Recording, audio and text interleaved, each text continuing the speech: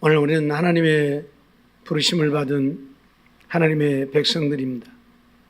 하나님의 부르심을 받은 하나님의 백성들은 하나님이 부르신 부르심에 합당하게 행하여야 한다는 사실이지요. 하나님이 나를 불러주셨는데 나를 부르신 하나님께 합당히 행하지 않고 내가 원하는 대로 사는 것은 우리를 불러주신 하나님께 충성을 하는 것도 아니고 그 하나님을 사랑함도 아니고 또 그 하나님 앞에 인정받을 수도 없다고 하는 사실이지요.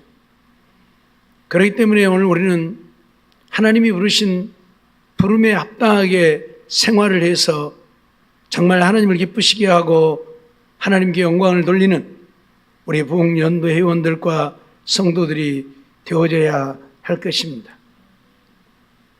부르심에 합당한 삶이 무엇입니까? 오늘 2절 말씀을 보면 모든 겸손과 온유로 하고 라고 말씀을 하죠. 부르심에 합당한 삶의 그 첫 번째는 겸손과 온유함입니다. 겸손과 온유라고 하는 것은 떼어놓고 생각하기 어려운, 겸손해야만 온유하고 온유해야 겸손할 수 있는 삶이 되어지는 것이죠. 하나님이 우리를 부르신 부름에 합당하게 행하는 첫 번째는 내가 정말 겸손하여 온유하게 행하는 것이라는 사실을 우리는 잊지 말아야 합니다. 하나님을 몰랐을 때는 다 자기 잘난 맛에 살았을지라도 하나님을 알고는 하나님 앞에 오늘 우리의 존재가 얼마나 보잘것없는 존재인가를 알고 우리는 하나님 앞에 낮아지고 또 낮아지고 겸손하지 않으면 안 된다는 말씀이지요. 우리는 바울 사도를 보면 그가 정말 예수 그리스도를 알지 못했을 때는 기고만장한 자가 되어졌습니다. 온 천하가 자기 것이나 되는 것처럼 온 천하를 뒤집고 다니면서 자기가 원하는 대로 사람들을 잡아다 옥에 가두고 죽이는 데 앞장서면서 자기 의를 드러내고 자기 이름을 내고 자기를 나타내는 일에 혈안이 되어졌던 사람이 바울입니다. 그런데 그가 다메섹 도상에서 십자가에 못 박혀 죽으신 예수님을 만나고 난 이후에 어떻게 변해버렸습니까? 그 주님 앞에 우리 인생들이 얼마나 보잘것없는 존재인가를 깨달아 알게 되어졌고 그래서 이전의 모든 것들을 다 내려놓았습니다. 유대교회에 있으면서 배웠던 학문들도 다 내려놓고 대제사장이 자기들의 고난을 위임할 만큼 인정받는 그 모든 것들을 다 내려놓았습니다. 바울은 정말 자기에게 유익하던 모든 것들을 해로 여기고 배설물처럼 여기면서 세상적이고 육신적인 것들을 다 내려놓았습니다. 왜냐하면 아무것도 아닌, 너무나 아무것도 아닌 존재인 것을 알았기 때문이죠. 오늘 우리도 정말 내가 하나님의 부르심을 받은 하나님의 백성이 되어졌다고 한다면 우리는 주님을 만나야 하고 주님을 만남으로 주님 앞에 나라고 하는 존재는 아무런 가치가 없는 정말 하잘것없는 만물의 찢기 같은 존재인 것을 알고 주님 앞에 낮아지고 또 낮아지고 겸손해야 한다 그런 말씀이죠.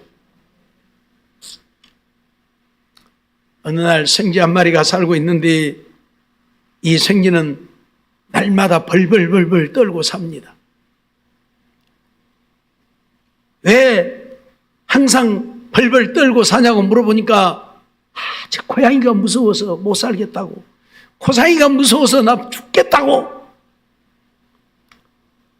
그러더니 이 생쥐가 하나님 앞에 기도를 합니다. 하나님, 나 고양이가 무서워서 못 살겠으니까 나 고양이 좀 되게 해주라고.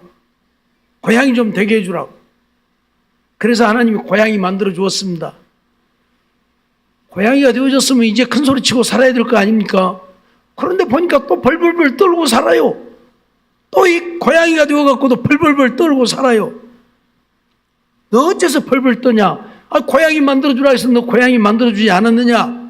그랬더니 고양이가 되고 보니까 저 개가 무서워갖고 저 개가 나를 잡아먹으려고 못살게 쫓아다닌다고.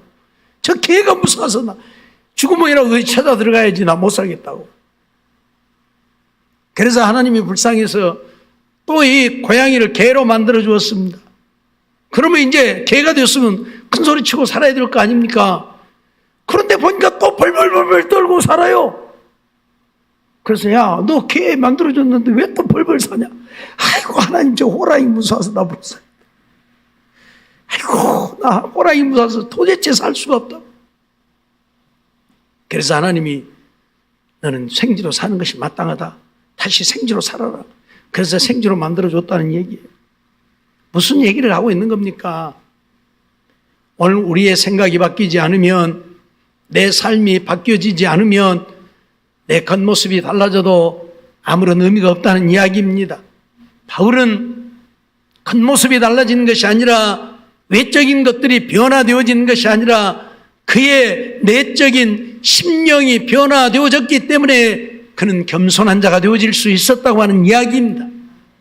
겉모양이 달라진다고 달라지는 게 아니에요. 생지라도 고양이를 대들 수 있는 담대함이 있다면 벌벌 떨지 않을 텐데, 고양이라도 개를 물고 늘어질 수 있는 담대함이 있다면 벌벌 떨지 않을 텐데, 한번 고양이에게 질려갖고 벌벌 떨다 보니까 고양이가 되니까 또 개가 무섭고, 개가 되니까 호랭이가 무섭고, 겉모습이 달라진다고 변화되는 것이 아님을 우리에게 가르치는 말씀인데, 오늘 우리는 내가 예수를 믿는 것은 우리들이 외적으로 내가 하나님의 자녀 되어지는 것이 중요한 것이 아니고, 내가 내 심령이 하나님의 자녀인 것을 알고 사는 것이 중요하다, 그 말이. 바울이 이 주님을 만남으로 그의 심령이 변화되어진 거예요. 그러니까 외적으로 똑같은 바울의 모습이지만 지난날은 교만하고 오만하고 방자한 자였지만 이제는 하나님 앞에 정말 낮아지고 또 낮아져서 겸손한 자가 되어져서 하나님 앞에 온유한 자로, 지난날은 자기를 건드는 자가 있다면 그가 누구이든 용서하지 않았고 자기 마음에 들지 않으면 다 잡아다 옥에 가두고 죽이는 데 앞장섰지만, 이제는 자기를 죽이려고 하는 그들 앞에서도 바울은 하나님의 사랑, 하나님의 온유함을 나타낼 수 있는 그런 겸손하고 온유한 자가 되어졌다는 사실을 우리는 잊어버리지 말아야 할 것입니다. 오늘 우리가 겸손하고 온유한 자가 되려고 하면, 그래서 내적인 변화가 일어나야 한다. 내 심령이 변화되어야 한다.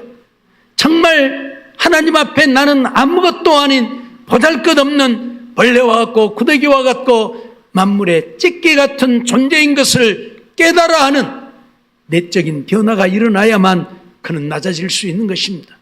이런 변화가 일어나지 않으면 하나님을 믿고 또 믿어도 하나도 달라지지 않고 변화되어지지 못하고 여전히 옛날과 똑같은 것입니다. 사람들은 모든 책임을 환경으로 돌리려고 하고 다른 사람의 탓으로 돌리려고 합니다. 내 형편이 이러니까 내가 이렇다고, 내가 돈만 좀 있어도 이러지 않을 텐데, 내가 반듯한 직장만 있어도 이러지 않을 텐데, 내게 번듯한 집만 한 채 있어도 내가 이러지는 않을 텐데 하면서 어떤 조건을 탓하는 거예요. 그러나 그런 사람들은 아무리 번듯한 직장을 가져도 많은 돈을 벌어도 좋은 집에 살아도 하나도 변화되고 달라지지 않는다는 것입니다. 환경을 탓하고 여건을 탓하는 자들은 달라지고 변화되어질 수 없습니다. 내 자신을 탓해야 되는 거예요. 제가 카톡을 보내면서도 가끔 그런 글들을 한 번씩 써서 보냅니다마는, 행복은 어떤 조건이 나를 행복하게 만들어주는 게 아니에요. 생쥐가 고양이가 되고 고양이가 개가 되고 다 되어도 그의 조건이 바뀌어졌지만 자기가 안 바뀌니까 여전히 벌벌 떨잖아요. 내가 안 바뀌면 조건이 바뀌어도 벌벌 떠는 거예요.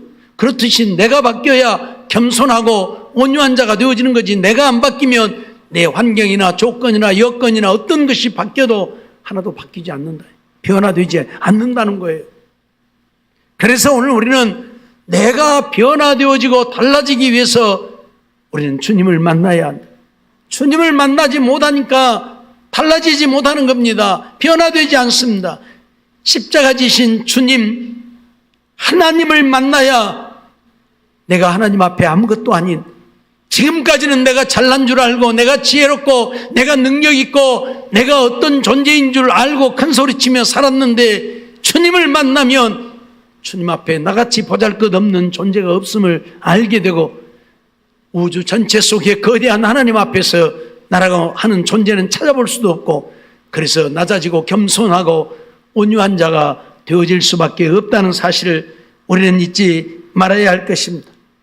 내가 변화되어지면 내 마음도 변화가 되어지는 것이고, 내가 변화되어지면 내 환경도 변화가 되는 것이고, 내 성격도 변화가 되는 것이고, 내 모든 것들이 다 달라지고 변화가 되어지는 것이고, 보는 것이 달라지고 생각하는 것이 달라지는 것입니다. 내가 변하지 않기 때문에 똑같은 거예요. 말했잖아요. 생쥐가 고양이 되면 뭐 돼요? 내가 변해야지. 내가 안 변하는데. 고양이가 개 되면 뭐 돼요? 내가 변해야지. 안 변하는데. 그러니까 고양이가 되어도 개가 무섭고 개가 되어도 호랑이가 무섭고 그러는 거예요. 오늘 우리는 환경을 탓하고 남을 탓할 일이 아니라 내 자신을 탓해야 된다는 사실을 잃어버리지 말아야 할 것입니다. 그러기 위해서 오늘 우리는 우리 주님을 만나고, 주님을 만남으로 주님이 십자가 지신, 그래서 십자가의 죽으심으로 우리를 구원하신 주님을 만나게 되어짐으로 나도 주님과 함께 죽어질 수 있는, 그래서 정말 낮아지고 겸손한 자들이 되지 않으면 안 된다는 사실을 잊어버리지 말아야 할 것입니다. 뉴욕 타임지에 기고되어진 글이 하나 있었는데 3,000년 된 미라를 하나 발견했는데 그 미라를 이렇게 해부하면서 보니까 손을 꼭 쥐고 있어서 그 손을 펴보니까 밀알 하나를 손에다 꼭 쥐고 있는 거예요. 손에다 꼭 밀알 하나를 쥐고 있는 거예요. 그런데 그 밀알이 이제 미라가 되어버렸으니까 썩으면 같이 썩어버렸겠지만 미라가 되다 보니까 안 썩고 그대로 있어서 이 밀알을 갖다가 심어보았어요. 그랬더니 싹이 난 거예요. 믿거나 말거나 타임지에 나온 이야기니까. 요즘은 하도 언론도 거짓말을 많이 하고 사기를 많이 치니까 믿을 만한 것이 못 돼요. 그래서 어떤 것을 보고 그럴 것이라고 믿으면 안 돼요. 옛날에 외계인이 있느냐 없느냐 갖고 한참 논란이었죠. 지금은 좀 심하지 않지만 UFO 갖고 UFO가 존재한다 어쩐다 아주 난리를 하고 했었지요. 외계인이 존재한다고. 그래서 어떤 사람이 진짜 외계인 시체를 갖다가 해부를 했어요. 그거에 다 영상으로 공개가 되어졌어요. 외계인을 가져다가 시체를 해부하는 영상이 공개가 되어서 야 정말 외계인이 있구나 하고 난리가 났어요. 그런데 40년이 넘어서 그 실체가 밝혀졌는데 어떤 사람이 그거 외계인 아니다. 누가 나한테 외계인 같은 사람을 하나 만들어달라고 해서 내가 만들어준 것이다. 그렇게 얘기를 했어요. 그 만들어준 사람이 40년이 지나서. 그런데 그 사람이 가져다가 그걸 외계인이라고 해부를 하더라. 보니까 그건 외계인 아니다. 내가 만들어준 것이다. 그러니 오늘 우리들은 속을 수밖에 없는 거예요. 맨날 보면 뭔 비행물체가 어디서 찍혔냐고 맨날 그런 거 사진 나오잖아요. 참 사람들이 만들어서 띄우는 것들이고 조작하는 것들이에요. 오늘 우리는 모르니까 그냥 진짜 UFO가 있는갑니? 외계에서 어디서 날라왔는갑니? 그럼 외계인도 있겠네 이러는데 아니란 말이죠.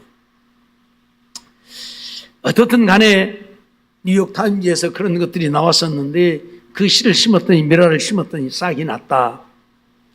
무슨 얘기를 하고 싶으냐면 그 미랄이 손에 쥐어져서 3,000년을 있어도 그 미랄은 싹을 틔울 수가 없었다는 얘기입니다.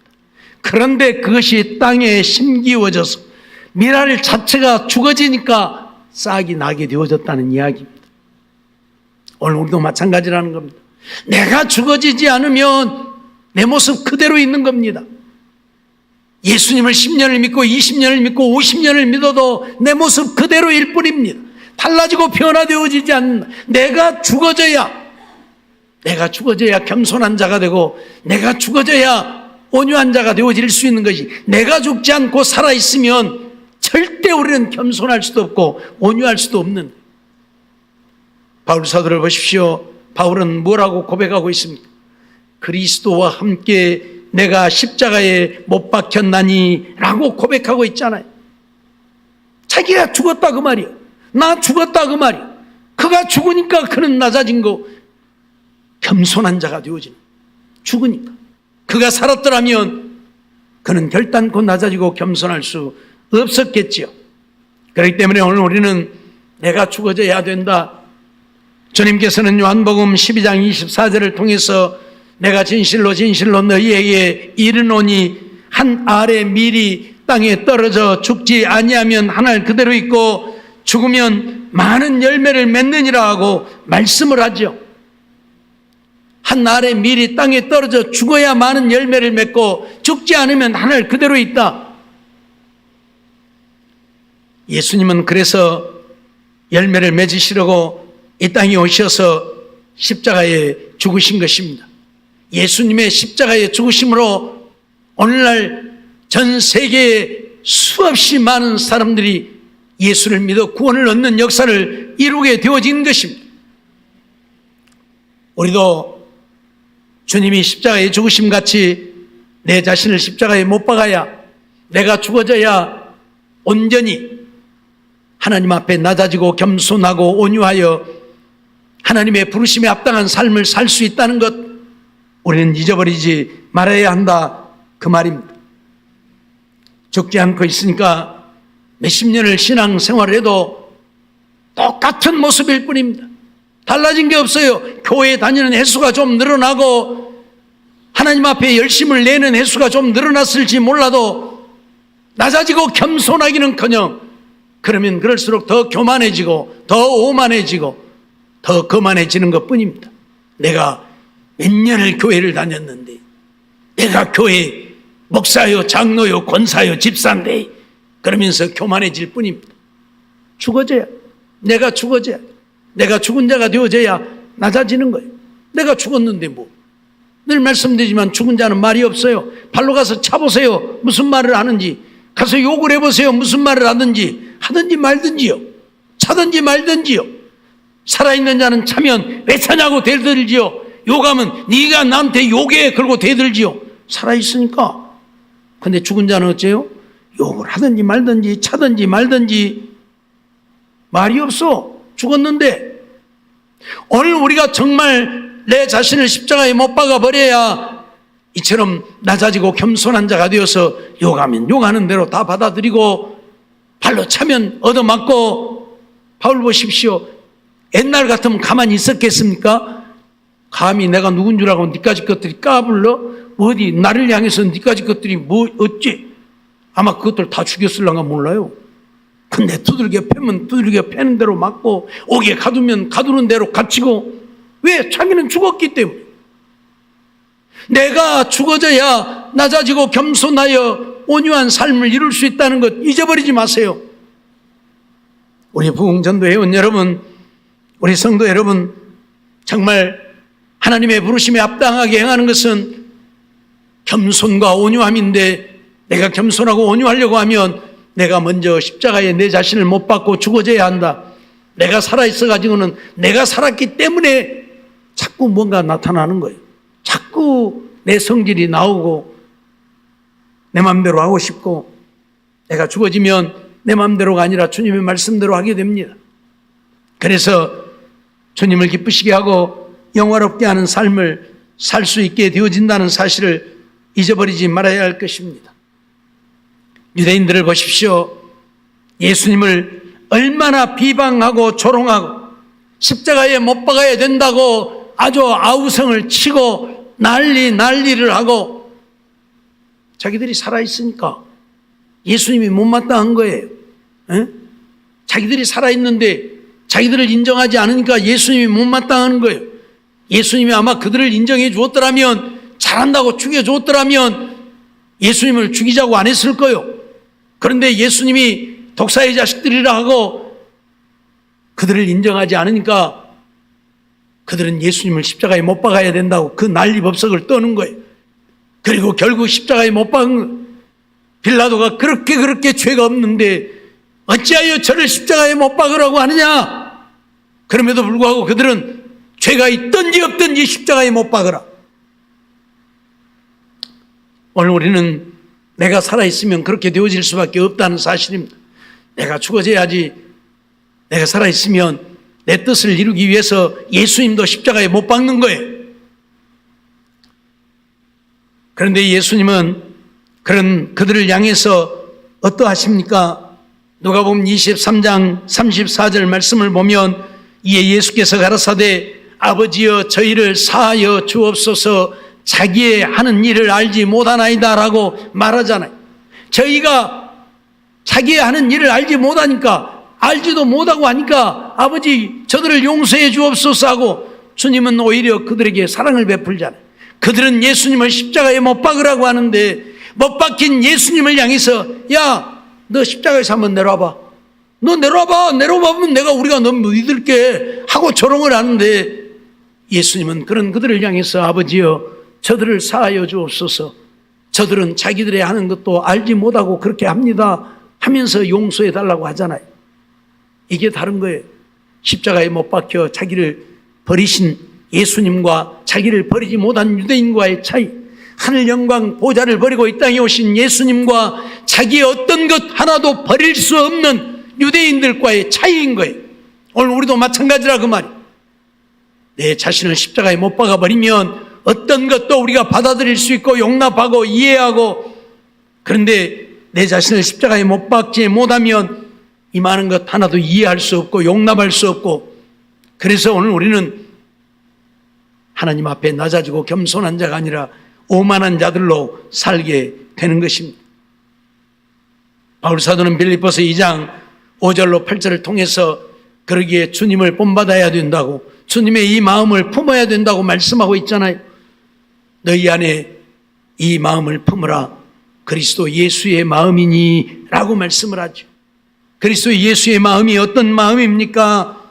그는 근본 하나님의 본체시나 하나님과 동떨됨을 취할 것으로 여기지 아니하시고 자기를 비어 종의 형체를 가져 사람들과 같이 되었고 사람의 모양으로 나타나셨음에 자기를 비워 나를 비워야만 가능한 거예요.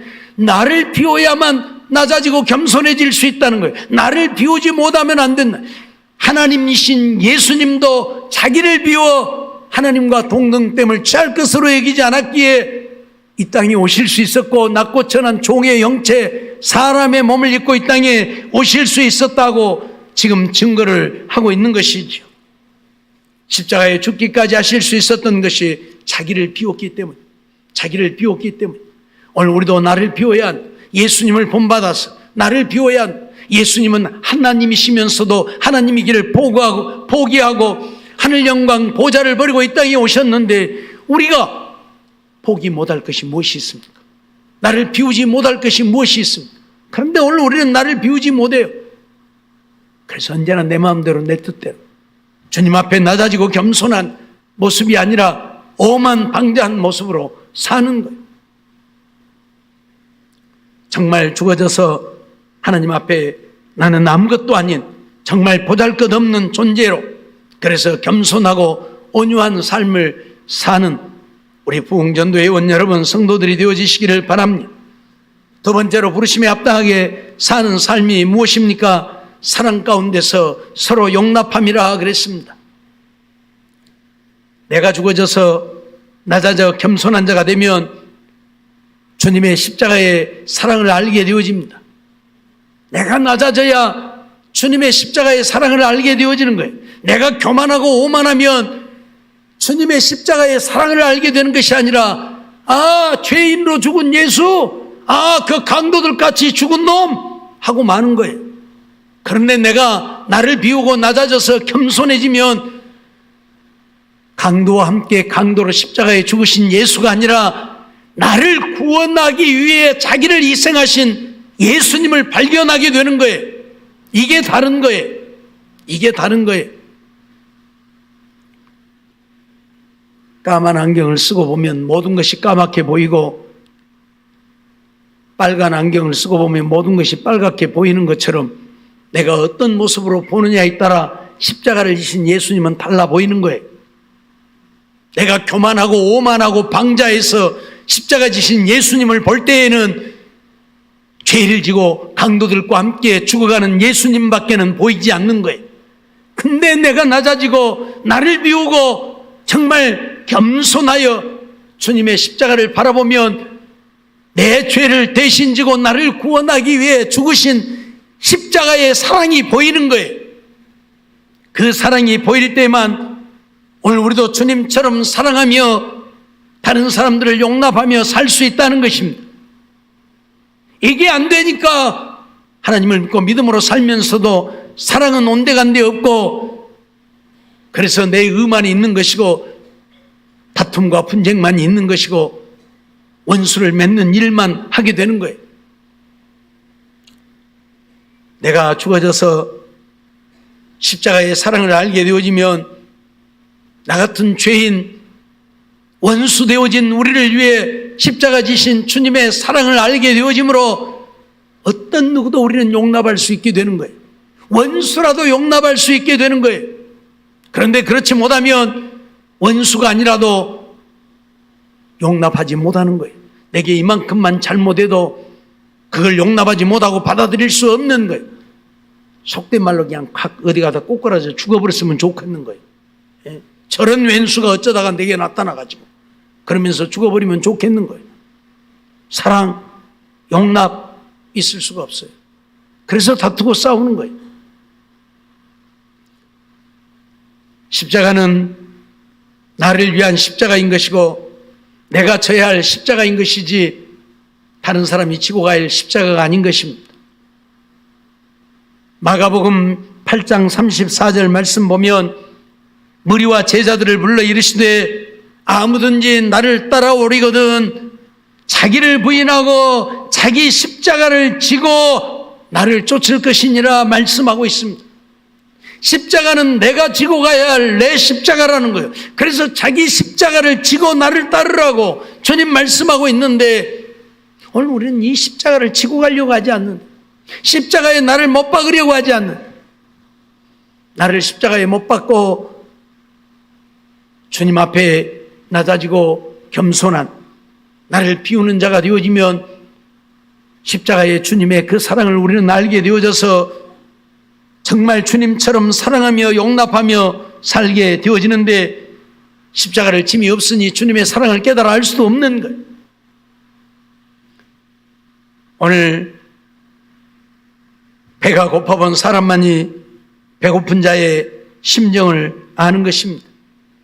굶주려보지 않는 자는 굶주린 자를 결코 알지 못합니다. 좀 배가 고프겠다 그 정도는 알 수 있겠지만 그 이상을 알지 못하는 것처럼 내가 십자가를 질 때에만 십자가 주신 주님을 알게 되어지는 거예요. 주님의 그 사랑을 알게 되는 거예요. 주님이 나를 위해 이런 고통과 이런 고난을 당하셨는가, 이런 십자가의 죽음을 당하셨는가. 그래서 그 사랑에 감동되고 감격해서 주님을 사랑할 수밖에 없고 그 사랑으로 내 이웃을 내 몸처럼 사랑하며 그들을 용납할 수밖에 없는 거예요. 근데 내가 십자가에 죽어본 적이 없으니까 주님이 십자가를 지신 그 사랑을 알 수가 없는 거예요.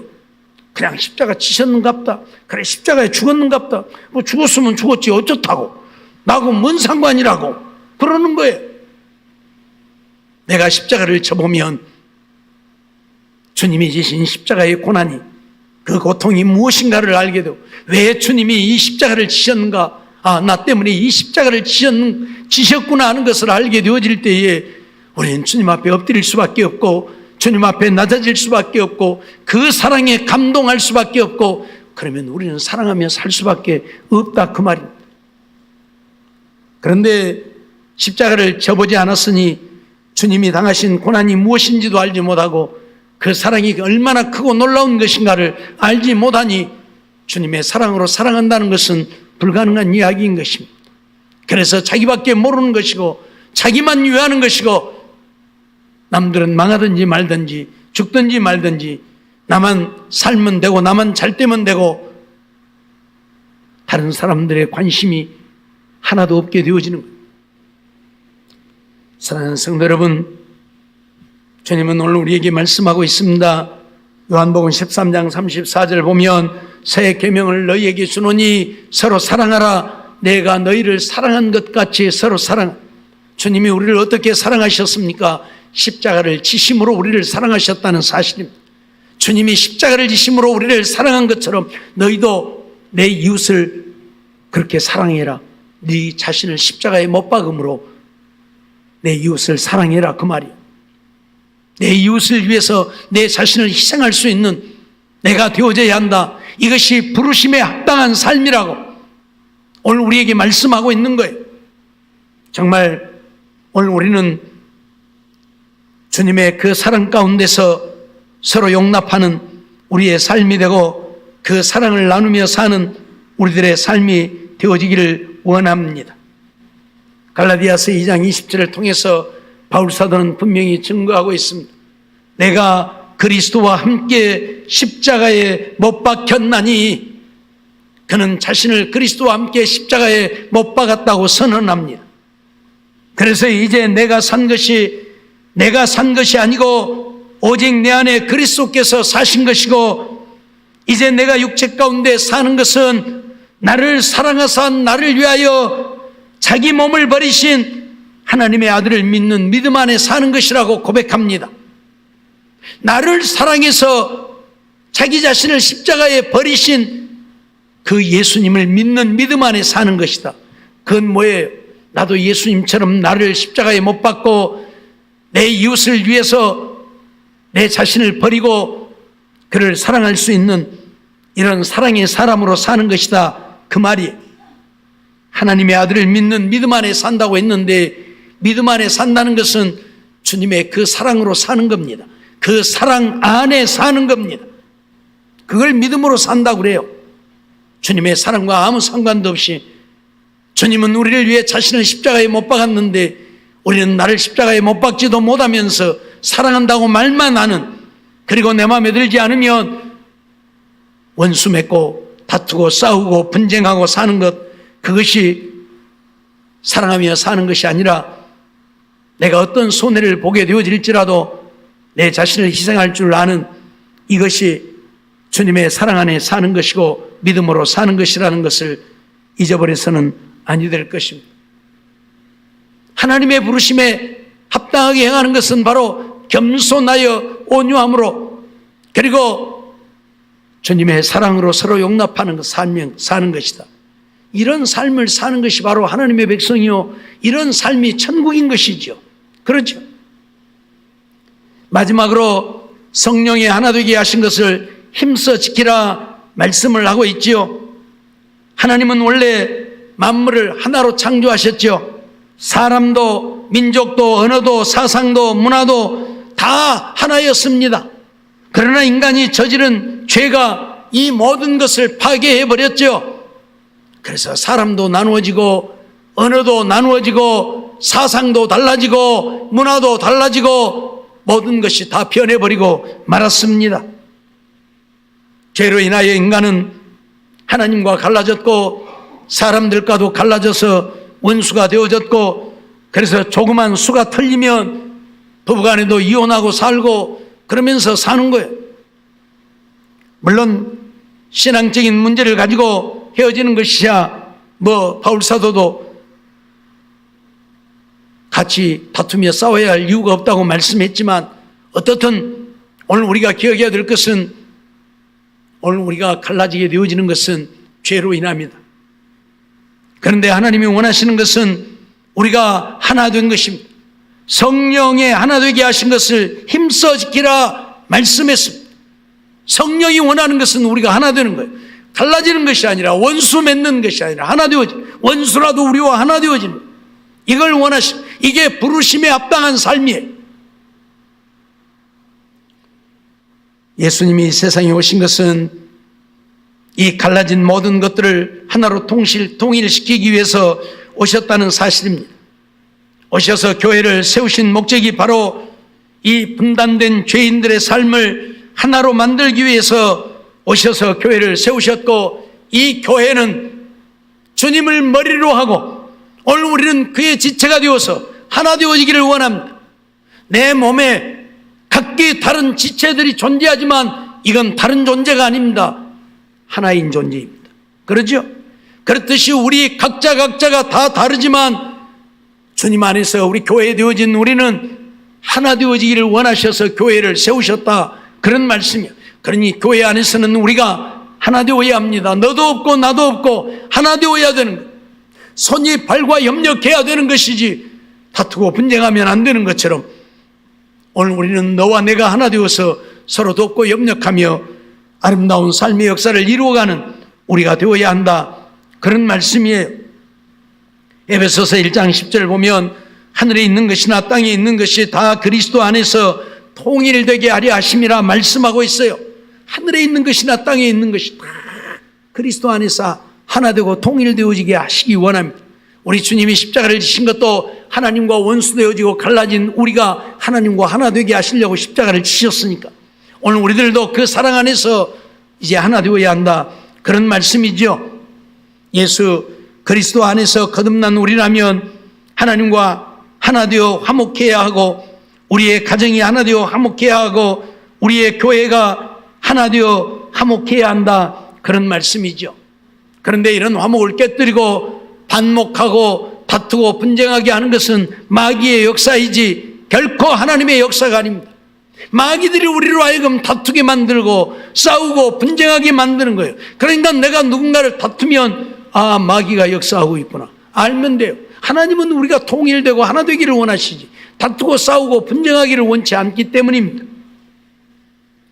고린도전서 3장 3절 말씀을 보면 너희가 아직도 육신에 속한 자로다.